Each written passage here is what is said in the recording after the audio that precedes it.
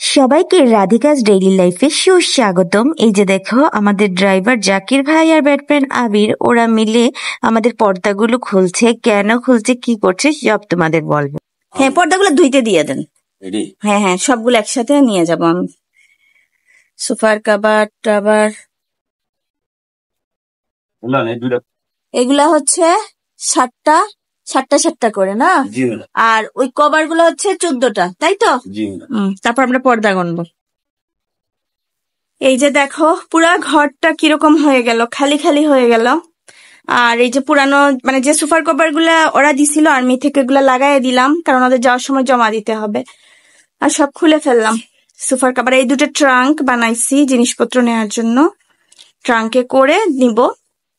তো কালকে প্ল্যান আছে এই বই আর এই বইগুলো গুছানোর, আস্তে আস্তে গুছায় ফেলতেছি। কোন দুষ্টামি করছে দেখো, ব্লগ করছে সবাই সবাই। হ্যালো, আজকে আমরা বই প্যাকিং করছি, অনেকগুলো বই প্যাকিং করছে জাকির আঙ্কেল আর আবির আঙ্কেল। এই যে hello everyone, welcome to Radhika's daily life. তো তোমাদের দেখালাম যে আমরা পর্দা সোফা সেট গুছাচ্ছি, ট্রান্সফার হয়ে গেছে এই জন্য। তো সামহিতার বাবু অলরেডি চলে গেছে বিজিবি দিনাজপুরেও ট্রান্সফার হয়েছে। আজকে সোফার কভার গুলা খুললাম, মানে ওইগুলো আমাদের ছিল অ্যাকচুয়ালি, এগুলো ওয়াশ করাবো।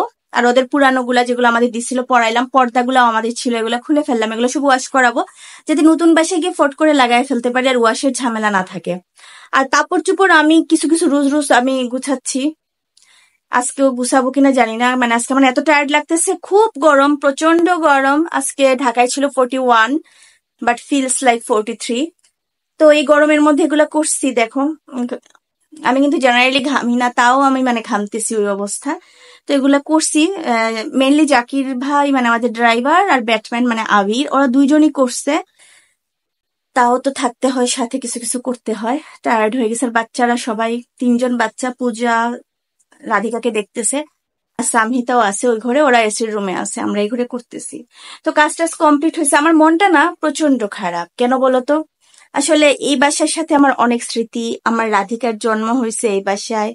যখন প্রথম মানে আমি সিলেট ছেড়ে ঢাকায় আসি, যে কোনো কারণেই হোক, এগুলো আমি একদিন ক্লিয়ার করব, তখন আমার মনটা মানে সিলেটের জন্য খুব কাঁদতো।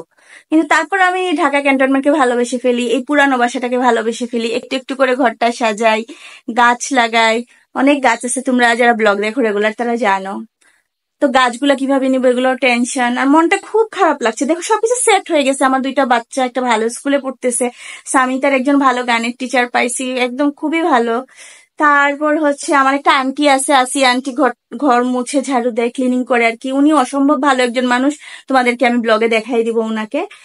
আর হচ্ছে আমাদের ড্রাইভার যে জাকির ভাই বা আমাদের ব্যাটম্যান আবির, ওরাও খুব ভালো।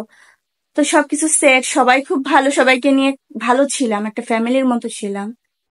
বাট চলে যাইতে হচ্ছে, সামিতারও খুব মন খারাপ, ওর ফ্রেন্ডের ছেলে চলে যাইতে হচ্ছে। তো ভালো থেকো সবাই, তোমাদের সাথে শেয়ার করলাম আমার কষ্টটা। আমার রাতে ঘুম হয় না, আমি কান্না করি, মানে যদিও শুনতে একটু চাইল্ডিশ অনেকের কাছে লাগতে পারে, আসলে মায়া জিনিসটা খুব খারাপ, অনেক খারাপ।